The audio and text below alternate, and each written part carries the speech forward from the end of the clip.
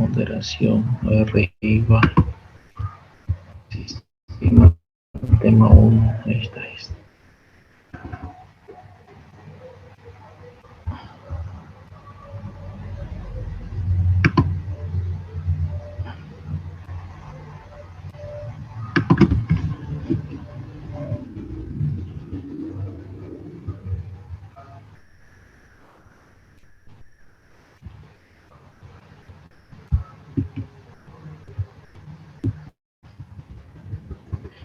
Vayan encendiendo sus cámaras, por favor.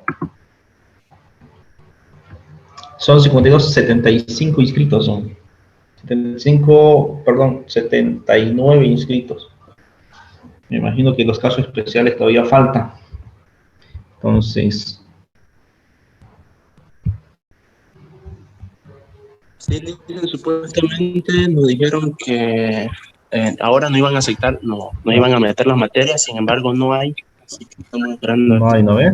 Sí, no. Hay que esperar paciencia nomás, porque ya lo han generado su formulario, todo eso. ¿Ya? Sí, dice que en todo Han el día generado no su formulario. Sí, pues, no hubo. Entonces, hay que esperar con paciencia, ¿ya? Bien. ¿Se ve la diapositiva? ¿Sí? Ya. Entonces, vamos a entrar en materia de lo que es realmente la auditoría impositiva. Ya.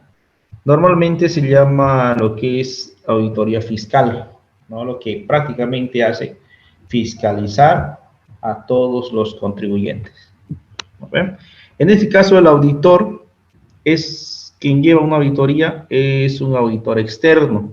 También puede llevar un auditor interno, pero no olvidemos que el auditor interno es un trabajador más de la empresa. Pero su opinión o su dictamen o su informe, llámese así, no tiene que ser de manera dependiente o independiente. ¿Qué dicen, jóvenes? Independiente. ¿Qué dicen? Si trabaja en la misma empresa, ¿dependiente o independiente? ¿Qué dice Isabel Hinojosa? ¿Será independiente o dependiente el auditor? La opinión que va a dar, o sea, el dictamen. Pero no tenemos que trabajar en la empresa.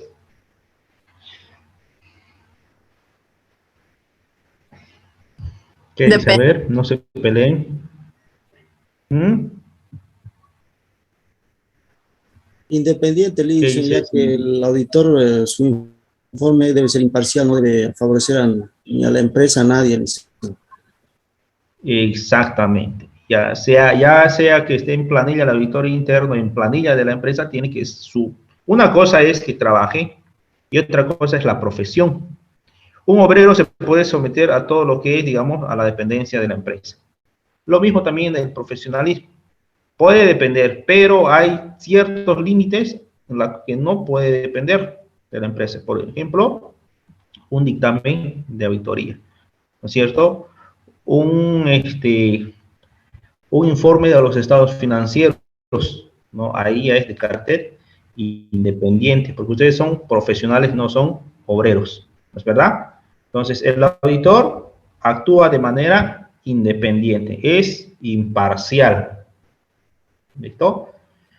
Bien, entonces lo que tiene que hacer aquí el auditor tiene la obligación y la responsabilidad de apoyarse al Código Tributario Boliviano y a la ley de la reforma tributaria. ¿Cuál será esa ley de la reforma tributaria, jóvenes? ¿Cuál será esa famosa ley de la reforma tributaria? La 843, ¿no ve? Entonces, sí o sí, tiene que sujetarse a ellas y a otras disposiciones legales y vigentes, ¿no es cierto? El cual regula todo lo que son prácticamente al contribuyente en cuanto a sus impuestos. ¿Ya? Entonces, esta ley prácticamente se ha creado, ¿no? un 20 de mayo de 1986. ¿Ya? Entonces, es muy importante en cuanto a esta ley. La reforma tributaria, a mí me gustaría entrar más a fondo, lo vamos a hacer a la siguiente clase. La reforma tributaria, se puede decir, que por mediante esta ley nos ha sacado a flote a toda nuestra economía boliviana. Porque había un tiempo, se devaluaba el dinero de la noche a la mañana, no había estabilidad económica. Y eso lo han sufrido quienes, sus padres, de los que tienen ya 45, 50 años, sus abuelos, ¿no? No sé si les han comentado. Antes pagaban los sueldos y el salario ¿en qué? En yute. Prácticamente se llevaban sus sueldos en carretillas, como se puede decir. Han debido escuchar, ¿no es cierto? Se llevaban en bolsas su sueldo. Pero el sueldo era, ¿sabes cuánto era en aquel entonces? Estamos hablando de 435 bolivianos. ¿Ya? Entonces no había una estabilidad económica.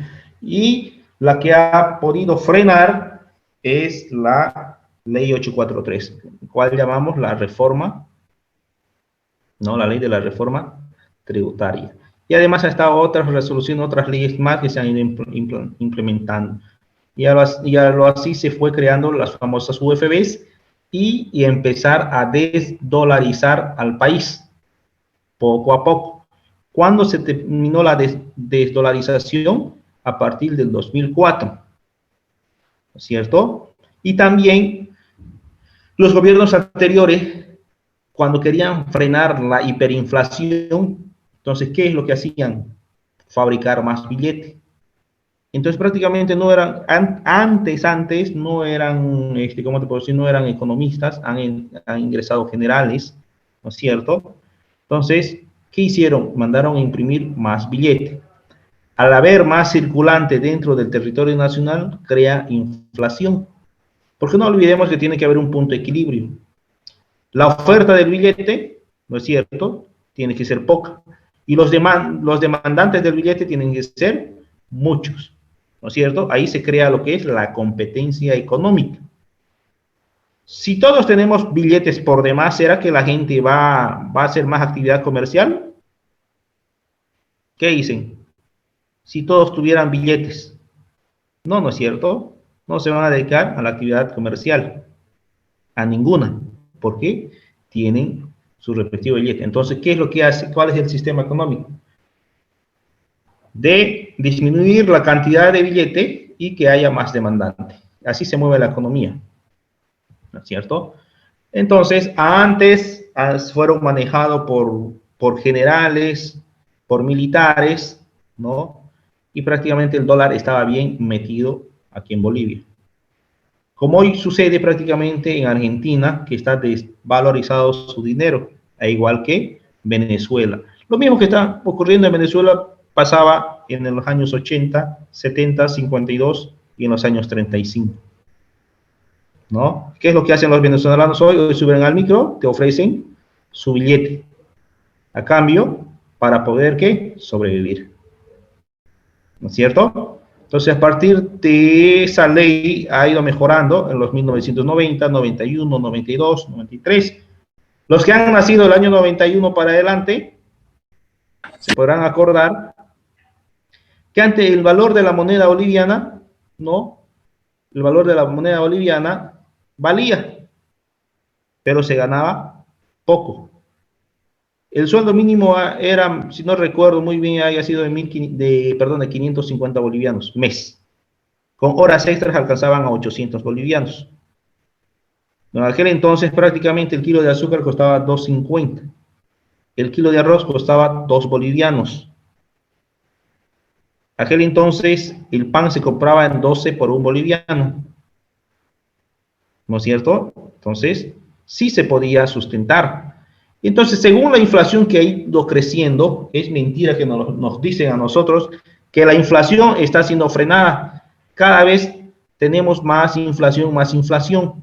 Y es por eso que se mueve, ¿qué? El salario mínimo nacional. Hoy en día nos hacen creer que el salario mínimo nacional es acorde ¿a qué? A la economía del ciudadano. ¿Es verdad o es mentira, jóvenes? Es mentira. Es mentira. ¿No es cierto? ¿Qué es lo que prácticamente, qué es lo que hacen hoy en día? A tus 100 bolivianos, al mover el salario mínimo nacional, te dicen, si vos tienes 100 bolivianos y podías comprar, por ejemplo, una canasta familiar antes, con 100 bolivianos a la semana, ¿no? Y hoy no puedes comprar lo que vos comprabas con 100 bolivianos. Cada vez llega a desvalorizarse la moneda boliviana con la inflación que quieren tapar, ¿no es cierto? Tus 100 bolivianos prácticamente hoy en día vale 20 o 10 bolivianos, no alcanza, o les alcanza a ustedes. No, no, ¿ven? ¿Qué es lo que hacen al mover el salario mínimo nacional? Por decir, vamos a frenar la inflación y le vamos a aumentar a tus 100 un cero más. Y te dice, el costo de vida de 100 va a ser equivalente a 1000 bolivianos. Eso es lo que nos dicen a nosotros. Pero no olvidemos con la inflación que suben. Si vos podías comprar un quintal de azúcar en 140 bolivianos, al año siguiente te van a decir con cuánto cuesta. 180. Entonces los precios van subiendo. Entonces nosotros seguimos girando en la misma economía con la misma inflación. ¿No es cierto?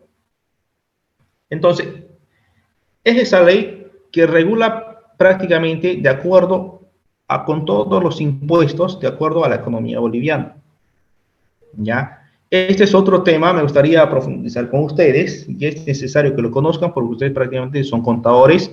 Los contadores no solamente están para registrar comprobantes. Sáquense ese chip ustedes que solamente van a ir, ¿a qué? A trabajar, de registrar comprobantes, hacer planillas de sueldos y salarios, ir y caminar, presentar planillas a la AFP, ir al Ministerio de Trabajo, a la Caja Nacional de Salud, amanecerse en el seguro para meter planillas. Sáquense ese chip. Ustedes están para asesorar. ¿Listo? Eso prácticamente que la mayoría de los estudiantes no entienden, que la profesión sirve como profesión ¿para qué? Para asesorar a los empresarios, a las empresas, a los negocios, a los distintos negocios, ¿no es verdad? Y para que esos negocios puedan tomar decisiones. ¿Ya? Eso es lo que tienen que hacer, asesorar. Ustedes tienen que ser más analistas que mecánicos. ¿Listo? Ustedes tienen que analizar el problema y cómo salir de ese problema. Eso es lo que ustedes van a hacer. ¿Listo? Entonces lo mismo sucede en la auditoría. Toda esta auditoría es una auditoría fiscal sobre los impuestos, ¿no? Tienen que profundizar y tienen que sujetarse a la ley 843 y a la 2492. ¿Listo? Bien, a mí me gustaría que ustedes, después de 2, 3 años, ustedes tengan su propio negocio. ¿A qué me refiero? Su negocio como consultores, como consultoras contables. Hoy en día es fácil montar una consultora, pero lo que es difícil es conseguir un profesional idóneo que sea capaz de analizar, ¿no? Y persuadir cada problema que tiene cada cliente. Eso es lo que falta. No olvidemos que en contaduría pública se gradúan está feo decir por montón, cada vez más. ¿No es cierto? El mercado laboral se está llenando y empresas no se crean todos los días. ¿No es cierto? Ustedes tienen que poner un valor agregado a su profesión. Ahorita que están a tiempo, ¿cuántos tienen hijos? Les pregunto. ¿Cuántos jóvenes, señoritas? ¿Cuántos son madres, padres? A ver, enciendan sus cámaras, Aguilar, Zárate, Rocha, Robles, Fernando, Escudero, todos, lo estoy observando de acá. Por si acaso yo los veo en mi pantalla, en mi televisor de 65 pulgadas, y yo sé quién están con la cámara apagada. Bien, cuántas personas tienen hijos o hijas? ¿Alguien? ¿Ninguna? ¿Ningunos? ¿Todos son solteros? ¿Solteras? Ni cortejos ni cortejas. Mejor si no tienen cortejo ni corteja, así se van a enfocar en su profesión. ¿No es cierto? Lo que quiero decir, ustedes tienen que ser emprendedores. Tienen que crear. Está bien que ustedes trabajen 1 año, 2 años, 3 años. Ustedes tienen que sacar el máximo potencial, tienen que sacar el jugo a las consultoras. Porque si prácticamente Flores Ramos trabaja 3 años, mejor si se van a postular a Prime, ahí les van a foguear. Flores Ramos puede montar con Camacho Acuña una consultora. Bien, belleza. No se necesita mucho. ¿Se necesita qué? Idea. Se necesita 2 o 3 computadores. Suficiente. Un lugar donde van a llevar contabilidad. No necesariamente ustedes pueden montar un negocio en un centro. Pueden hacerlo desde su casa. Pueden hacerle, si tiene Flores, digamos, una habitación por demás, le hace tipo oficina, lo hace cierto arreglo, se va con su compañera, yo qué sé yo, su socio, sus asociados. Será pues con Doria Abigail, Osvalda, ¿no? Entre los 3. Abre. Los 3 son contadores, todos aportan, ¿qué? Conocimiento.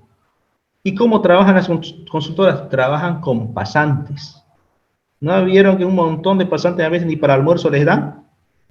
Ya los pasantes les exprimen. Agarran 2, 3, 4, 5 clientes, 6 clientes, 7 clientes. A ver, le dice Cárdenas Argote, usted me va a llevar la parte impositiva, hágame los libros compras, llevar a Enrique los libros ventas, y empieza ahí.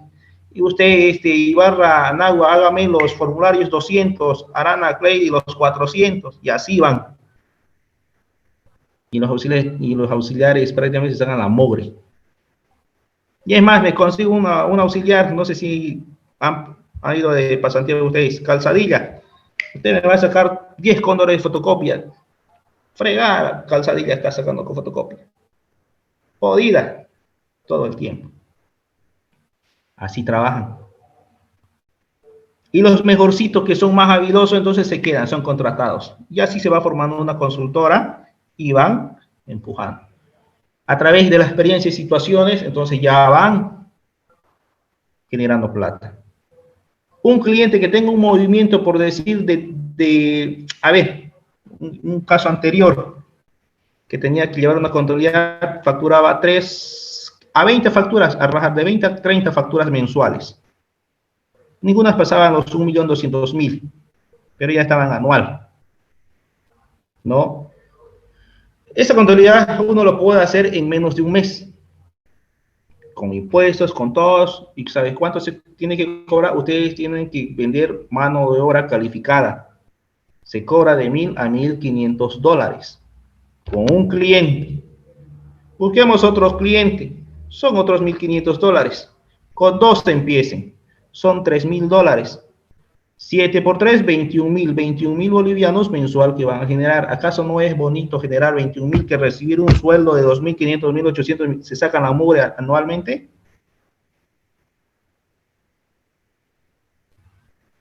¿Sí o no? Ese chip nosotros tenemos que meternos. A mí no me lo han enseñado, yo lo aprendí afuera.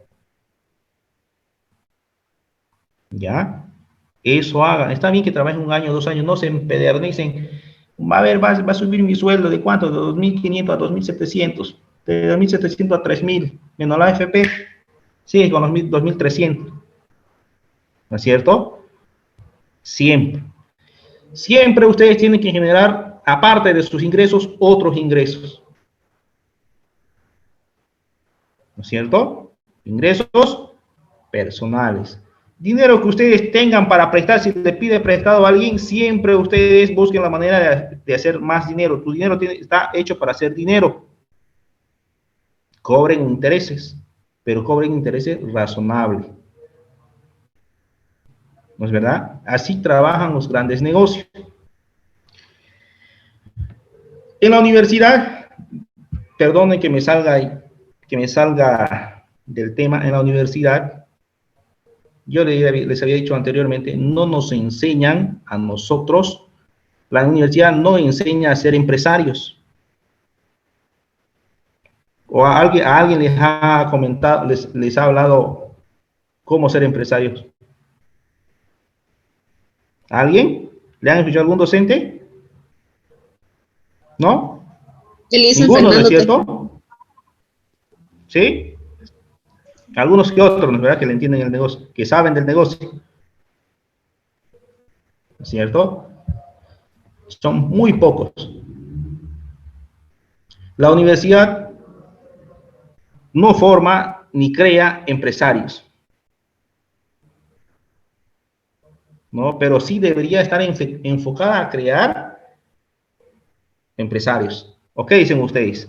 Así el país avanzaría. Nuestro sistema prácticamente está equivocado totalmente. En el sistema de educación que nosotros tenemos la más vieja y remota educación. Yo les decía no hace mucho, 20 años le tiramos estudiando para vivir en lo mismo. ¿No es cierto? La universidad solamente les mete a la cabeza o nos mete a la cabeza, el chip. La universidad produce solamente empleados, lastimosamente. ¿Qué es lo que te dicen? Vas a salir profesional, te vas a hacer un cartón, te buscas un trabajo y vas a tener un trabajo estable. Pero nunca te van a hablar de tener tu propio negocio o emprender. ¿O me equivoco? Ninguna, ¿no ve? Lastimosamente, las universidades están creando empleados y nosotros debemos romper ese esquema, esa frontera. Tu manera de pensar debe ir más allá de los límites. Los límites prácticamente es una barrera que nuestro pensamiento lo colocamos, ¿verdad? Si nosotros pensamos muy corto, estamos colocando una barrera, estamos colocando un muro. Pero si rompes ese muro, pasas tus límites, vas a ser una persona que va a emprender. ¿No es verdad? Ustedes tienen que abrirse, capacítense, desarrollen nuevas técnicas, nuevas habilidades. Hay un montón de cursos por impuestos. Hagan esos cursos. Ahorita que no tienen hijos ustedes, ni yo los tengo. Y es por eso que yo los hablo. ¿No es cierto? Entonces tienen que ir mejorando. Si ustedes prácticamente... A ver, ¿cuántos de ustedes tienen su propia casa, jóvenes? A ver, que levanten la mano. ¿Quién tiene a los 20? Ahorita deben estar oscilando de los 22, 23, 24 años, ¿verdad? ¿Quién tiene su propia casa? Nadie, ¿no es cierto? Pregúntenle a sus padres. A los 25, 26 años ya tenían su propia casa, su propio terreno, a su nombre. ¿Sí o no? Y sin estudio. Pregúntenle a sus abuelos. A esa edad ya tenían estancias, tenían terrenos. Medio pueblo eran dueños. Y hoy en día nos encontramos con títulos, con maestrías, no tenemos ni casa, peor, medio pueblo. ¿Dónde estamos fallando? ¿No es cierto? Entonces siempre lleven eso en la mente. Yo tengo que romper todos los límites. ¿No es verdad? Entonces, eso está en nuestras manos de poder cambiar nuestra propia economía, nuestra propia calidad de vida, porque prácticamente si te compras un día, Flores Ramos se mata trabajando, asalariada, ya hasta los 40, 45, 50 años, no se da vacación, ¿no? ¿Por qué? Porque no tiene tiempo, prácticamente no va a buenos restaurantes, ¿por qué? Porque no tiene tiempo, no va a buenos lugares porque no tiene plata, no le alcanza la plata. ¿Por qué? Porque está pagando 10, 15 años la casa que se compró con un préstamo. ¿Y quién lo disfruta? Flores nunca lo va a disfrutar su propia casa, llega a dormir. La que va a disfrutar va a ser su empleada. ¿Por qué? Porque la empleada todo el día está limpiando, cocinando, ¿no es cierto? Los empleados son los que los van a disfrutar. Uno tiene que disfrutar, ¿no es verdad? Entonces, busquen prácticamente cursos que, bueno, aquí hoy en día más les vende palabras baratas a nivel Bolivia. Ustedes busquen a nivel internacional, hay un montón de... ¿Sí? Buenas noches, perdón, me disculpar. Se escucha como un ruido, una interferencia, no sé si era el micrófono. ¿Alguien quiere su micrófono? Como un bichito, ¿no? Sí, como un ruido. Ahora sí. Ya. Bien, entonces todo eso ustedes tienen que ir buscando. Hay coaching que enseñan lo que es las finanzas, cómo hacer negocio. Tienen que ustedes nutriendo eso en su cabecita, todo eso, cómo hacer negocios. Ustedes saben hacer negocio y saben hacer contabilidad, ustedes van a ser un genio. Ustedes tienen que crearse propósito. Si hoy su propósito es salir, listo. El siguiente año tienen que empezar, ¿qué? Tienen que decir uno, yo voy a generar 100.000 bolivianos hasta fin de año. Esa es su meta. Si llegaste a los 70, bien, por lo menos ya lo hiciste. Pero generar los 70.000 bolivianos. Esos 70.000 bolivianos los puedes invertir ya para que te produzca ganancias. Y al siguiente año tenés que decir, de esos 70.000 me va a producir 150.000 bolivianos. Eso es trabajar por metas, por objetivos. Si nosotros los profesionales no tenemos metas y objetivos, vamos a seguir en la misma. ¿O qué dicen ustedes? ¿No es cierto? Entonces, ya es hora de levantarnos, jóvenes. ¿Ya? Bien. Tengo tantas cosas por comunicarles, por hablar de ustedes, pero el tema es otra. A mí el tema de negocios sí me gusta.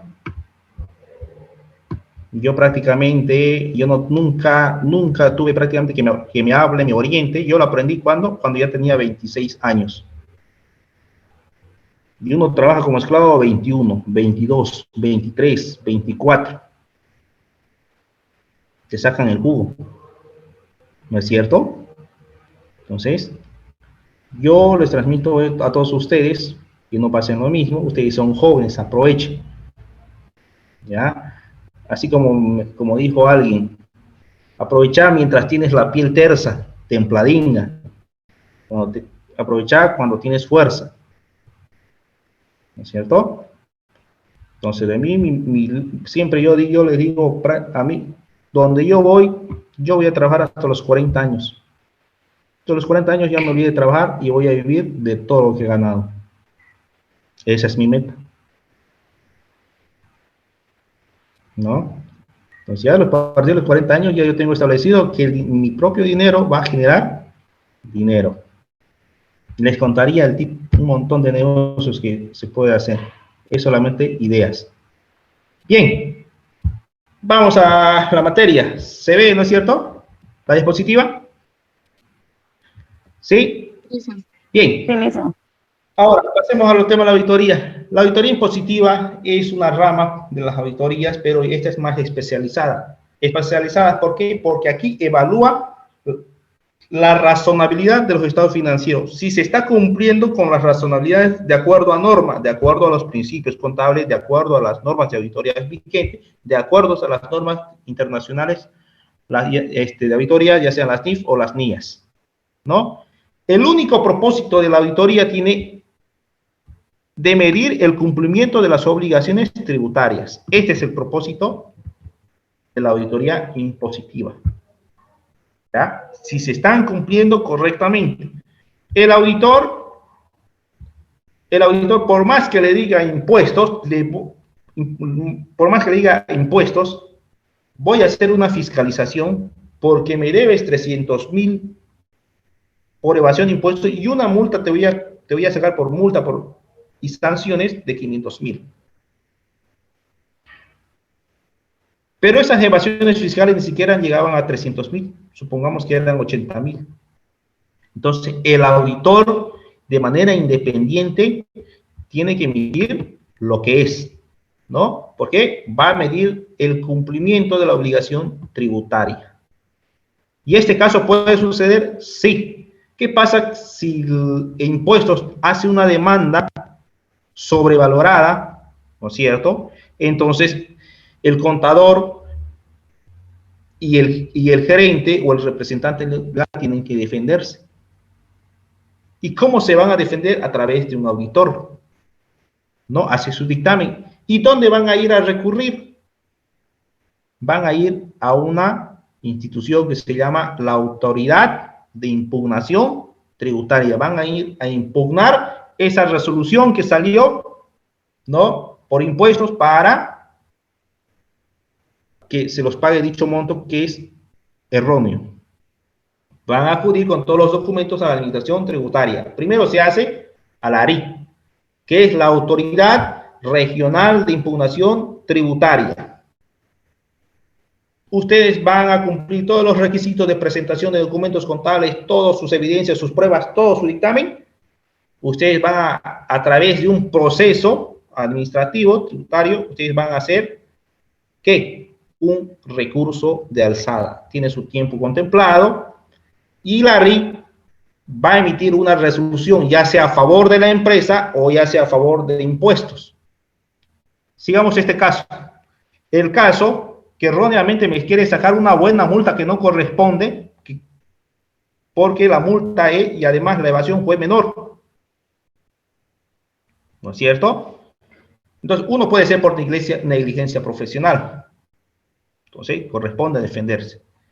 Si la ARIT, la Administración Regional de Impugnación Tributaria, saca un veredicto, una resolución de recurso alzada en favor de impuestos, no logramos probar que nosotros tenemos la razón y no impuestos, puede suceder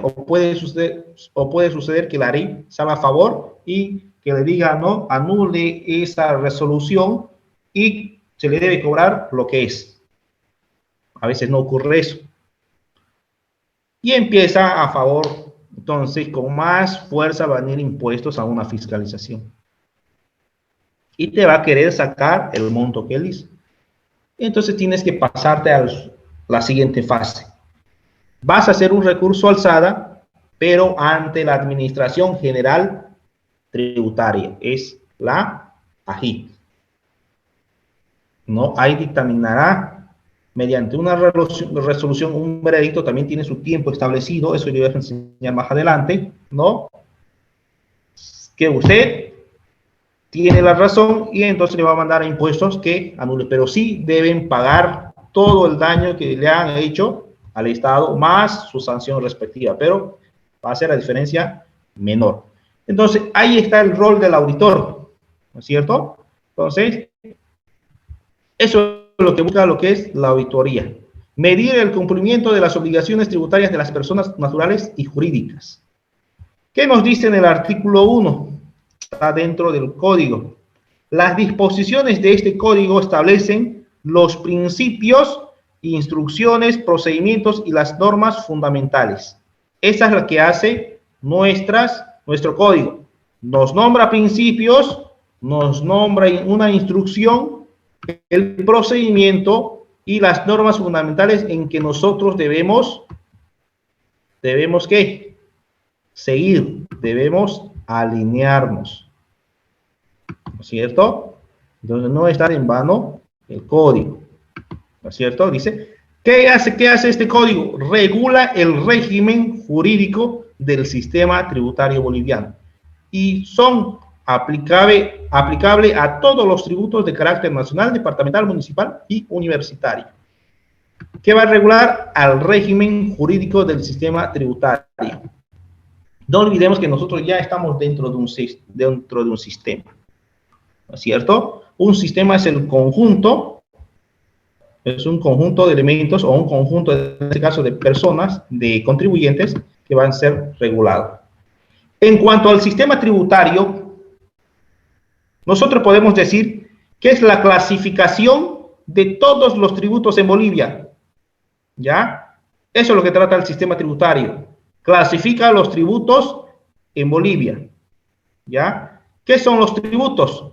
Los tributos son obligaciones en dinero que el Estado impone con el objeto único de ¿qué? De obtener recursos. ¿Para qué quiere el Estado dinero? Para que le permitan ¿qué? Satisfacer la necesidad de toda la población boliviana para mejorar su calidad de vida a través de los impuestos que salen de nuestros bolsillos. ¿Se entendió, jóvenes? ¿Sí? Sí, listo. De eso trata el sistema tributario boliviano, el sistema tributario en Bolivia. ¿Listo? Vamos. Dentro del sistema, ya habíamos hecho mención que es un conjunto, ¿no? A ese conjunto nosotros le vamos a llamar universo. ¿Qué es un universo? Un universo aglomera un conjunto de prácticamente, pasémonos lo que es, ¿qué se lleva? Geografía, ¿no? No es geografía, es otra rama. Es un conjunto de todos los cuerpos celestes, estrellas y constelaciones y todo. Eso es un universo. Lo mismo pasa en tributaria. Al universo de contribuyentes, a todos los contribuyentes que son alcanzados, así por más que vendas, no sé, que tengas un negocio de abarrote, todos deben pagar impuestos. Así que vendas una caja de chicle, los ambulantes pagan impuestos. Así sea el cliente, el consumidor final, pagan impuestos. Pero el impuesto ya te viene calculado en el producto, ¿no es cierto? Bien, a eso nosotros llamamos universo. ¿Ya? Dice, se llama universo de contribuyentes a todo aquel conjunto de personas naturales. ¿Quiénes son las personas naturales? Las personas, casi digo las personas normales, las personas comunes, así como nosotros. ¿No es cierto? Bien, dice, y jurídicas. ¿Quiénes son las jurídicas? Son las empresas y sociedades, ¿no es cierto? Esas son las jurídicas. Que debido a la verificación, dice, que debido a la verificación, va a verificar, dice, un hecho generador. En su código ustedes han debido ver qué es un hecho generador. ¿Vieron o no vieron? ¿Lo encontraron? No están leyendo, ¿no? Alguien me decía, no entiendo el código. Creo que no es esta materia. Ustedes son expertos ya en eso. Mírenme, escúchenme, a mis alumnitos de Conta 1 les hago leer la misma cantidad de artículos. A los de Conta 1 ya les tomé el control. ¿Ya? Y la mayoría tiene arriba de 70. Este viernes supuestamente voy a tomar a los de Conta 2 y a los de auditoría impositiva. A toditos les hago. Pero creo que el 22 no va a haber clase, vamos a tener que trasladar al siguiente lunes. Después le digo por qué. Entonces, para entender lo que es un hecho generador, nosotros tenemos que entender primero el término de fuente. Habíamos nosotros mencionado anteriormente que la fuente es donde se origina el impuesto. En el lugar, en el sitio donde nace. Así como, como se usa en la metáfora, ¿no es verdad? La fuente del manantial, dice, ¿dónde es? Desde donde brotan las aguas para que se formasen un río, ¿no es cierto? Esta es una fuente, ¿no? Metafóricamente. Y tributariamente es donde se va a originar, donde va a nacer la obligación tributaria. Un ejemplo, Arana Cleidy. Arana Cleidy tiene su actividad comercial, ¿no? Que vamos a transar una transacción, una compra y venta. Arana Cleidy, qué sé yo, va a vender televisores, ¿ya? tiene su importadora, supongamos su importadora, compra. Pero la señorita, digamos que lo tiene en Cochabamba. Yo soy el que lo voy a comprar. Voy donde Arana Clady, le digo, ven, necesito 1000 televisores. Me dice tanto, me la cifra, listo. Me da la factura, ya. ¿Dónde está la fuente? La fuente está en el lugar donde vamos a hacer la transacción. ¿Dónde voy a hacer la transacción? En su domicilio, donde está ubicada su actividad comercial, el lugar. A eso nosotros llamamos la fuente. Ahí es donde van a hacer una obligación tributaria. Arana Clady le va a generar una obligación tributaria porque me está vendiendo ¿qué? Un impuesto al valor agregado y un impuesto a las transacciones. ¿No es cierto? ¿Qué se llama ese campo donde está ocurriendo, donde está ocurriendo esta transacción? A través de un hecho. Tiene que ocurrir algo para que suceda una obligación tributaria. Ahí está el hecho generador. Tiene que ocurrir algo para que se genere el impuesto. ¿Qué ocurrió en el momento que estamos trazando con Arana Clady? El hecho generador, que se va a generar un impuesto. ¿Me entendieron, jóvenes? ¿Sí? Ahí está el hecho generador. ¿No es cierto? Nace la obligación tributaria, ¿no? Se genera y se va a crear el impuesto. El impuesto está porcentualizado de acuerdo a la actividad comercial que está sujeto en la reforma tributaria. Ahora sí, más claro. ¿Sí? Bien. A eso dice, debido a la verificación de un hecho generador. Están obligadas al cumplimiento del pago de un tributo. ¿Listo? Estas personas naturales y jurídicas pueden estar o no registradas en el padrón contribuyente de la administración tributaria del país. Pueden estar o no, dice, ¿no? Pueden estar o no registradas. ¿A qué se refiere? Pueden estar no registradas o no. Arana Clady tiene su negocio, está con un número de identificación tributaria, está registrada en la administración tributaria. Supongamos que yo soy el comprador. Yo soy una persona natural, una persona común. Yo lo quiero para revenderlo, quizás al menudeo. Yo lo voy a ir a comprar, ¿no es cierto? En este caso, a ver, supongamos que Arana Clady tiene su empresa. Hagamos la inversa. Yo prácticamente soy un comerciante que voy a importar. Yo me lo voy a ingeniar prácticamente a meter televisores al país, pero no cuento con NIC. Pero Arana Clady sí cuenta con un NIC. ¿No es cierto? Entonces Arana Clady, como yo prácticamente hice llegar al país un lote de 3000 televisores, quién sabe cómo lo hice llegar, ¿no? Después vamos a hablar del tema del contrabando más adelante. Arana Clady, le hago la venta respectiva. Yo soy una persona natural que no estoy registrado en la administración tributaria, lo vendo. ¿Qué es lo primero que me va a pedir Arana Clady?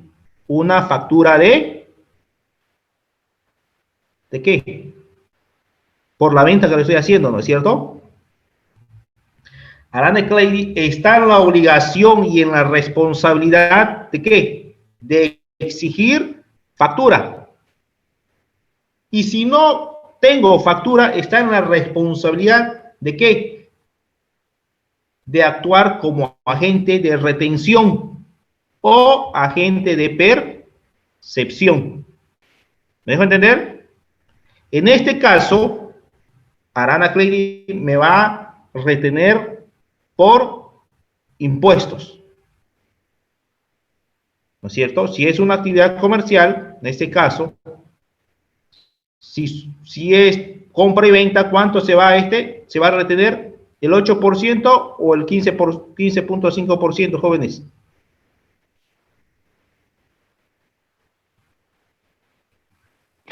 Les atrapé ahí, ¿no?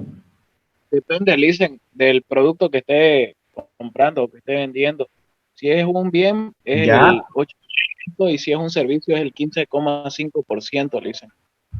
ya, listo, bien. Y en este caso, ¿cuánto me va a hacer la retención? 8%. ¿Cuánto? ¿El 15.5 o el 8%? 8%, dicen. El 8%, ¿no es verdad? ¿Por qué? Porque Arana Clady, esa mercadería que me va a comprar, va a figurar en su estado financiero, en su balance general, dentro de su activo como inventario de mercaderías. Ahora sí nos estamos entendiendo. ¿Sí? Entonces, ahí se da lo que nos dice, la teoría, dice, estas personas naturales y jurídicas pueden estar o no registradas en el padrón, ¿cierto? Pero sí pertenece dentro del universo del contribuyente y debe pagar tributo. Ahora, la división del universo del contribuyente, aquí yo se los puse, debido a las características similares de trabajo de diversas administraciones impositivas de varios países. En sí, Bolivia maneja similares a lo que son a la parte impositiva de España, de todo lo que está en el lado oriente, ¿no? Entonces dice, por convenio se ha podido establecer como forma común o similar la siguiente división de contribuyentes. Ese es el universo de contribuyentes y esto es lo que ocurre en nuestro país. Ahí verán un montón de círculos. El universo de contribuyentes es esto, al 100%. Todo el mundo se dedica a la compra y venta, ¿no es cierto? Ahí nosotros entramos en enfoque a la economía formal y a la economía informal, ¿no es cierto? Bien, todos entran a esta bolsa, a este sistema. Este es el universo, grande es el universo de contribuyentes que deberían contribuir, pero no están detectados. ¿Me dejo entender? Grandes son los contribuyentes, las personas que deberían contribuir, pagar impuestos y no están detectados. Se va achicando el universo. El universo que ha detectado la administración tributaria es este tamaño, menor al 100%. ¿Quiénes están aquí? Las personas de los diferentes regímenes. Tarea para la casa. Me van a investigar. Ese es el trabajo número 2, ¿no es cierto? ¿Sí? Ya. Hacer una investigación, el régimen general. ¿Qué es el régimen general? El régimen simplificado y los tipos de regímenes en Bolivia. Cada uno me lo va a ir desglosando, ¿ya? ¿Cómo dijo, Lisa? Disculpe. Primero, régimen en Bolivia. ¿Qué es el régimen tributario en Bolivia? ¿Ya? ¿Qué es el régimen tributario en Bolivia? Tipos, ¿en cuánto se divide el régimen tributario en Bolivia? Que son dos, me van a hacer su pequeño concepto. Está el simplificado, el general y el simplificado. ¿Ya? Y ahí me hacen la clasificación del régimen simplificado. Ya todo lo que es el régimen de lo general a lo particular. Ahí se van a encontrar con el régimen unificado agropecuario, se van un montón de régimen. Hasta los transportistas están en un régimen, ¿no es cierto? ¿Listan para Entonces, cuándo es esto? A ver, ¿para cuándo quieren? A ver, hoy es lunes. Como son mis estudiantes favoritos y los adoro, va a ser hasta el domingo, hasta las 6 de la tarde, ¿les parece? Sí, Licen, ¿Sí? gracias. Sí, Está bien, Licen, gracias. Ya. Ya. Bien. Entonces, esa va a ser la investigación. Ya, y así vamos a Licen, ¿puede entrar explicarlo otra más en vez, por materia. favor? Ya. Los voy a anotar en el grupo cómo tienen que investigar. Lo voy a pasar al grupo. ¿Está bien? Mejor así. Ya, Sí, Licen. Licen, Ya. mejor. Gracias. Ya. Bien. Entonces ahí está. Universo detectado por la administración tributaria. Están toditos que deberían, que están registrados. Pero a la hora de pagar no se aparecen. Por decir, están registrados, supongamos 10.000. De los 10.000 solamente hay 7.000 que están medio que pagan, que no pagan. Se va achicando. Este es el universo registrado por la administración tributaria más pequeño.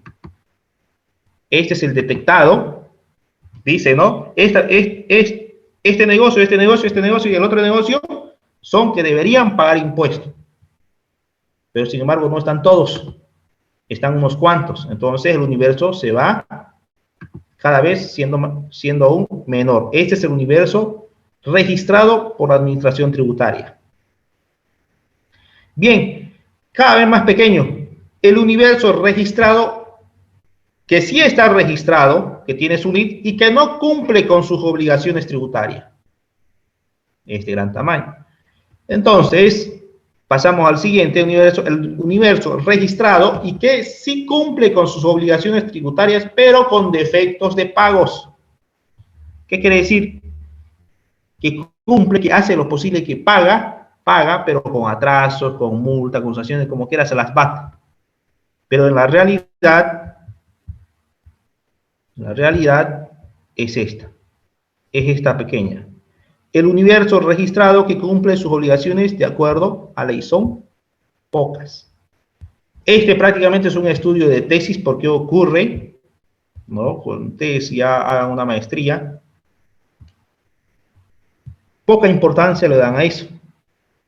Hoy en día los gobernantes deberían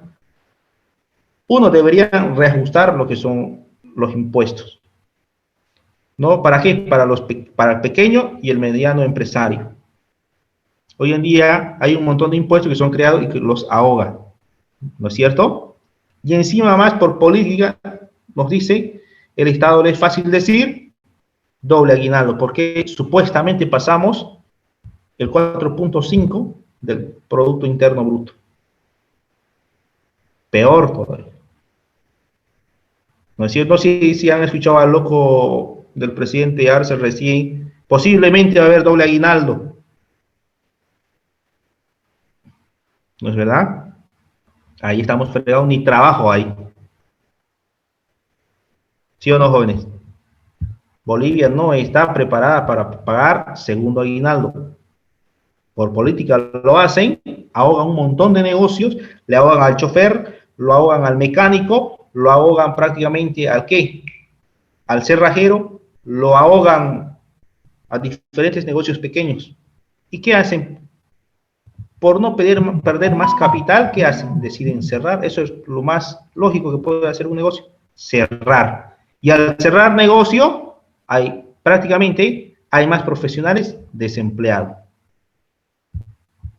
¿No es cierto? Bien, esto es en cuanto al universo. Bien, jóvenes, entonces, ya son las 19:35, se nos pasa rápido el tema, la hora es muy corto. Yo por mí, yo avanzo, a mí me gusta que me entiendan. ¿Qué caso tengo yo enseñar para que no me entiendan? ¿No es cierto? Entonces, ahí vamos a quedar. ¿Listo? ¿Ya? Bueno, Gracias, me Licen. imagino yo que ya todos tienen su grupo, ¿no es cierto? ¿Ya tienen estructurado su grupo? ¿Sí? Se lo han pasado a la señorita Stephanie López, ¿no? Las personas que no,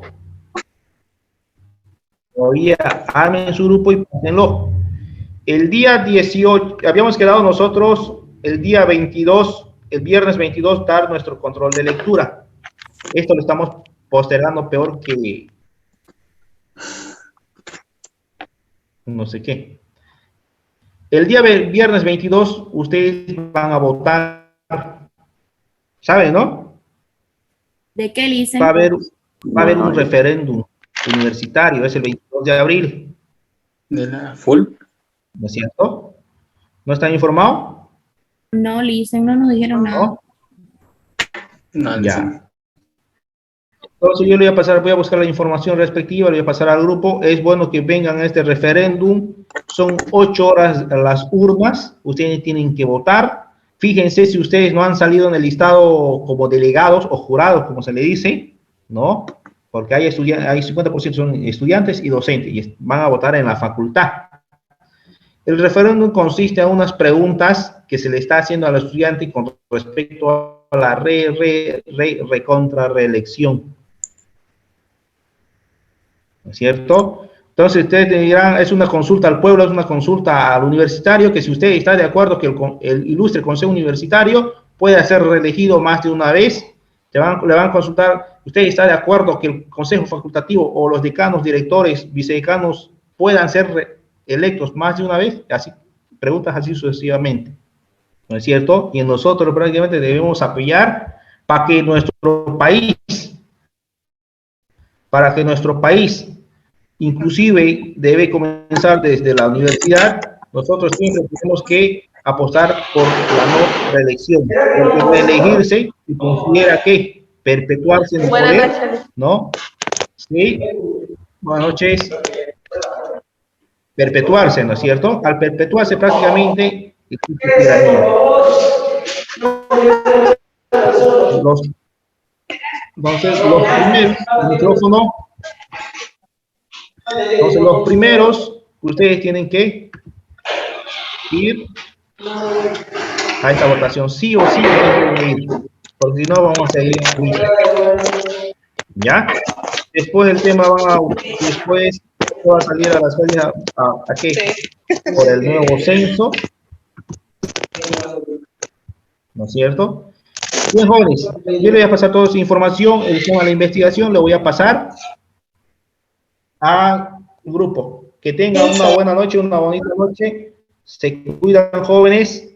Ya, entonces, nuestro control queda para el día lunes. ¿Ya? Bueno, jóvenes, se cuidan. Chao, chao. Hasta luego, Lisen. Hasta luego, Lisen.